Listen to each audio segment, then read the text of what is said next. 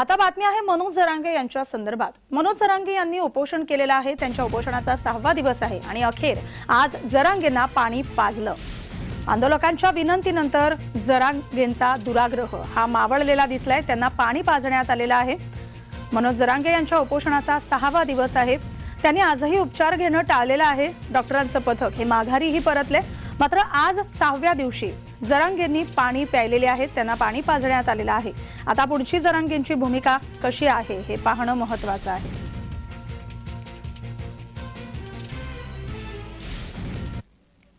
आमचे प्रतिनिधी विजय चिडे आपल्या सोबत जोडले गेले आहेत। आपण त्यांच्याकडून या संदर्भातली अधिकची माहिती जाणून घेऊया।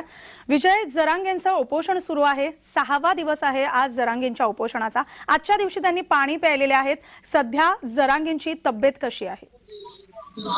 नक्कीच जर बघितलं तर जरांगे पाटलांची तब्येत आहे ती सध्या अत्यंत खालवली आहे आणि त्यांच्या उपोषणाचा जो आहे तो आजचा 6वा दिवस आहे।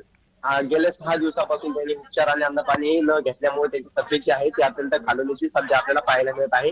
त्यामुळे जर बघितलं तर महाराष्ट्राच्या कानाकोपऱ्यातून मराठा समाज जो आहे तो सराठी अंतरवाली या ठिकाणी मनोज जरांगे पाटील यांना उपचार घ्या अशी विनंती सध्या मराठा समाज करत आहे। त्याचबरोबर आज मनोज जरांगे पाटील यांना शिवाजी महाराज यांनी विनंती केली आणि त्याचबरोबर मराठा समाजाने देखील विनंती केली। त्यानंतर कुठेतरी मनोज जरांगे पाटील यांनी पाणी घेतलेलं आहे।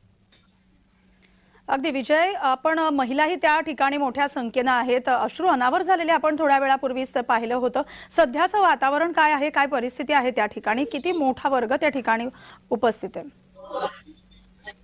नक्कीच जर बघितलं त्या ठिकाणी तुम्ही बघू शकता पाठीमागच्या विभागामध्ये सध्या मोठ्या प्रमाणात जे आहे मराठा समाज जे आहे तो सराठी अंतरवाली या ठिकाणी आलेला आहे। या ठिकाणी जर बघितलं महिलांची देखील मोठ्या प्रमाणात गर्दी या ठिकाणी आहे। अनेक ठिकाणून जे आहे मराठा समाज जो आहे तो सराठी अंतरवाली या ठिकाणी दाखल होत आहे आणि तसं जर बघितलं तर जो आहे मनोज जरांगे पाटील यांना सध्या आता विनंती करताना आपल्या पाहायला मिळत आहे की विचार घ्या असं जी विनंती आहे ती आता मनोज जरांगे पाटलांना सध्या आता मराठा समाज सराठी अंतरवाली या ठिकाणी करत आहे। त्यामुळे जर बघितलं तर मनोज जरांगे पाटील यांनी त्यांच्या विनंतीला मान देत सकाळी 2 घोट जे आहे ते पाणी घेतलं होतं, मात्र उपचार घेण्यास त्यांनी टाळलं होतं। आणि सकाळी जर बघितलं तर जालना येथील काही शासकीय डॉक्टर्स देखील सराठी अंतरवाली या ठिकाणी दाखल झाले होते आणि त्या डॉक्टरांना देखील मनोज जरांगे पाटील यांनी उपचार करण्याचा जे आहे ते त्यांना उपचार न करून दिल्यामुळे डॉक्टरचं पथक देखील आता माघारी गेलं होतं। या ठिकाणी जर बघितलं तर मोठ्या प्रमाणात सध्या हजारोंच्या संख्येमध्ये जे आहे ते आता मराठा बांधव जे आहे ते मागील 2 दिवसापासून या ठिकाणी दाखल होत आहे आणि मनोज जरांगे पाटील यांची तब्येतीची जी आहे विचारपूस त्या ठिकाणी केली जात आहे। मात्र मनोज जरांगे पाटील हे जर बघितलं सध्या आता त्यांच्या मागणीवरती ठाम आहे। या ठिकाणी जर बघितलं तर सध्या अत्यंत भावुक वातावरण असं आपल्याला पाहायला मिळत आहे। अक्षरशः काही महिलांच्या डोळ्यामध्ये सध्या आता अश्रू देखील या ठिकाणी झालेले आहे। मात्र मनोज जरांगे पाटील हे त्यांच्या मागणीवरती ठाम आहे। मात्र आतापर्यंत जर बघितलं सरकारने यावरती कुठलाही निर्णय घेतला नाही।